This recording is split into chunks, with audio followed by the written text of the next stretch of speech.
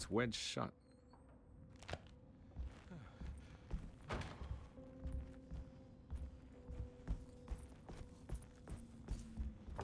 Looks important.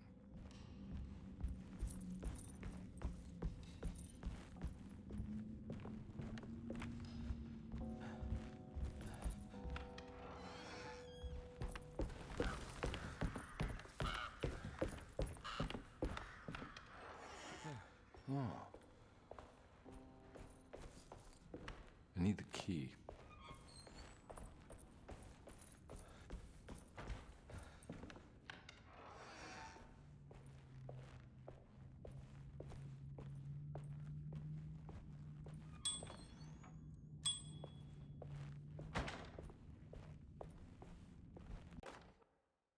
The Great Depression. President Hoover raises tariffs on over 20,000 imported goods in an act to protect American labor. Following the collapse of the Wall Street stock market on October 24 last year, American industry has suffered greatly. Thousands of companies have gone bankrupt and left a large part of the American workforce unemployed. In an attempt to turn the tide, the Smoot-Hawley Tariff Act has been signed by President Herbert Hoover. By regulating commerce with foreign countries, the government hopes to encourage the industries of the United States to compete with cheap foreign imports. Superstition on rise. New Orleans voodoo stores and spiritual mediums see increased profit during troubled times. While the market has faced hard times ever since Black Thursday of last year, voodoo doctors and snake charmers see significant rise in number of customers. With the coming eve of St. John on the 23rd, the police expect increased cult activity around Bayou St. John, the southern shore of Lake Pontchartrain. Voodoo rituals in that area on the eve of St. John have a long tradition reaching back to the first snake worshippers brought as slaves from West Africa. During the 19th century, its practice was popularized by the legendary Marie Laveau, and has since been embraced by many of the Creoles and the surviving aristocracy of the French Quarter. Author seeks asylum.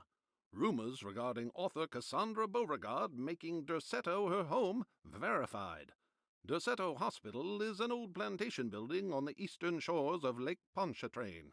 While often considered an asylum for the insane, residing Dr. Elmore Lee Gray prefers to think of it as a convalescent home, a place where you can go to rest. The patient list is kept secret, but thought to include many of the black sheep of wealthy families, because at Derceto, treatment does not come for free. Local author Cassandra Beauregard has now been confirmed by her own admission. She's been lauded as a powerful Creole voice and written many successful books. Lately it was reported from Hollywood that she has finished a moving picture manuscript titled Slaughter Gulch. That film is set to hit the theaters next year.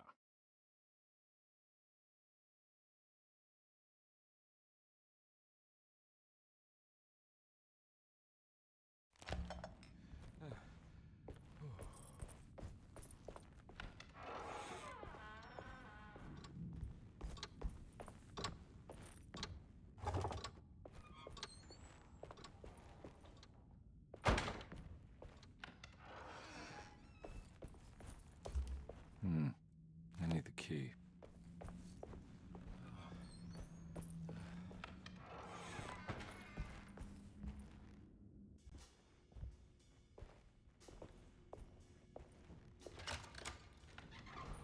Thanks. What are you doing? Who are you? Whoa, pardon me, excuse me. My name is Edward Garnby, private investigator. I hope you don't mind we let ourselves inside. I do mind. This is private property. You can't just barge in here. I'm sorry about all this, but I'm looking for my uncle. It's urgent, and no one was answering the door. We can't hear you knocking anymore. None of us can. Who is your uncle, darling? Jeremy. Am I right? She has that heartwood gloom, doesn't she? That's right. I'm Emily Hartwood. I just came to make sure my uncle is all right. Well, he is unavailable right now. You will have to come back another day. Unavailable how? Is he sleeping? We can wait. He's lost. Don't I know you from somewhere? Who's your man again, Miss Hartwood? My name's Edward Carnby, private investigator. Splendid. Enough! All of you, get back to your rooms. McCarthy, keep your eyes on the child. And you two, please leave immediately. Look, we're not here to cause any trouble. Just let us see the old man, satisfy the curiosity of my client here, and we'll be off. Jeremy has gone missing. There's no need to worry, but it might be some time before he turns up. The whole staff is looking for him. What? He ran off? I don't have time for any of this. Please, come back tomorrow. All right, in that case, we'll just wait in his room. You don't mind, do you? It's upstairs, right? Wait, you can't. Don't worry, we'll be discreet. In the corridor. It's the first door on your left. I'll tell Dr. Gray you're here. Excellent. Thank you, madam.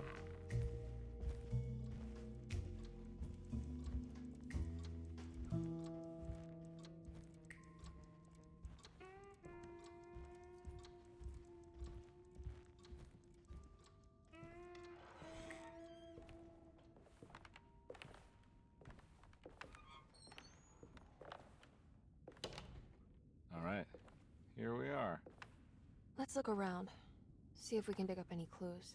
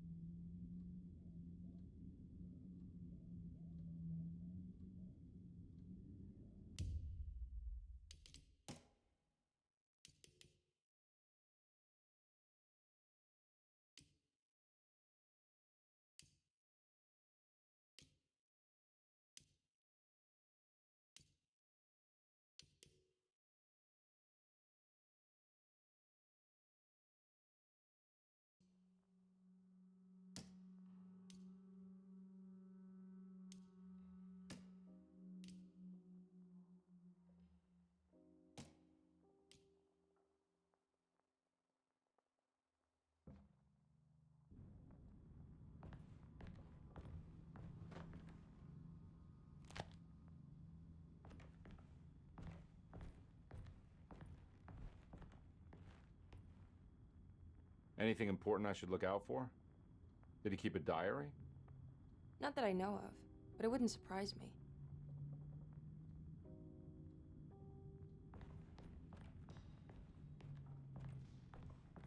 Quite the artist, your uncle. Paintings, sculptures. I don't know much about modern art, but he seems dedicated. Jeremy is a fairly well-known landscape painter in New Orleans. You've probably seen more of his work than you realize.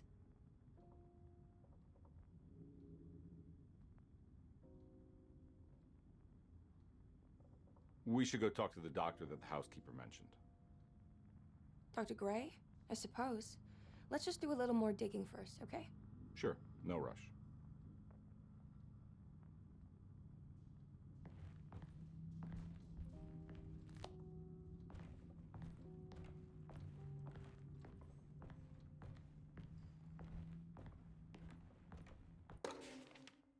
Every night the dark man stands opaque at the threshold of my room, counting the days until my spirit spills out of my tired shape. Only his pallid mask shelters my remaining sanity. Staring directly into the face of that demonic sultan would surely sunder time itself. Would he have looked the same to my father as he struggled for his life? Does his veiled face haunt my niece quite the same way? I wish so that I could rest my soul in that sunburnt convent of Teruel. Would I find you there, Juan? Or Senora Perosi, back from the beyond? Every night I hide from him, moving from one misshapen memory to another. Scenes conjured out of fantasy and delirium. Places I struggle to even paint. I wish I understood your death, Signora. Is there anything I could do for you but bury you in that bleak necropolis? That triumphant chapel rising above the ledges and the oven vaults shall be your sepulchre, where you may rest, and I shall weep.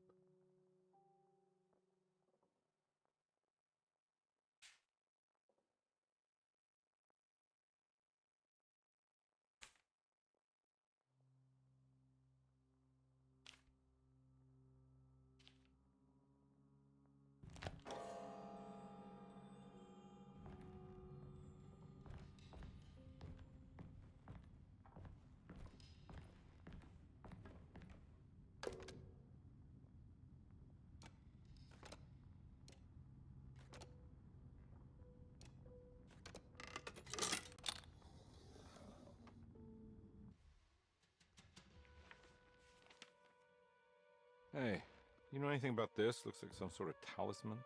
No, I don't. Oh, help me out here, will you?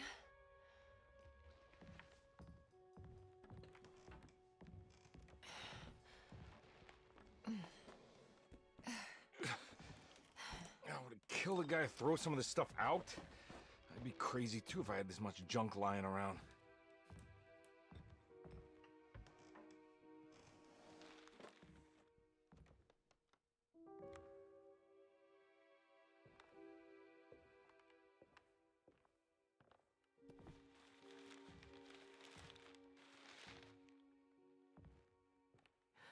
Oh, wow.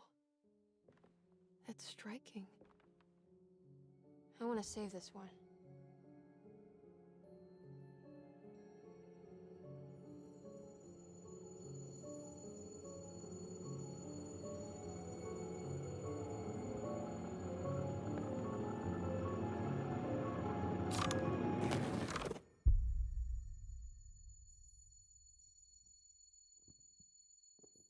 All right, come on. I want to go see Dr. Gray.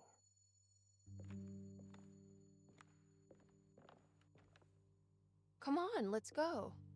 Yeah, I'm coming.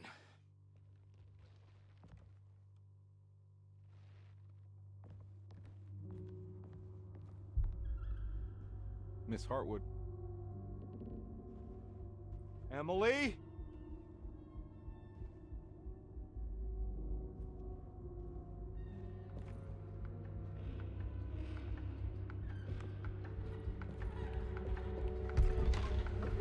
What the hell is going on?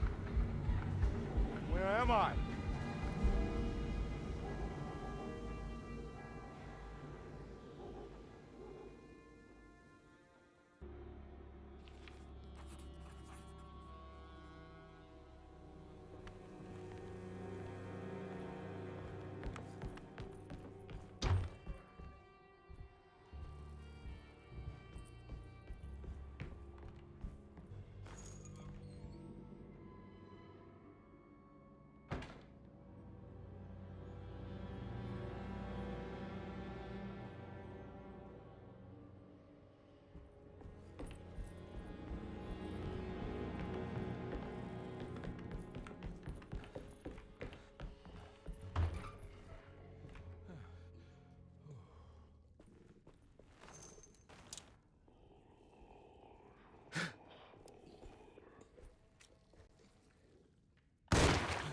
Ah!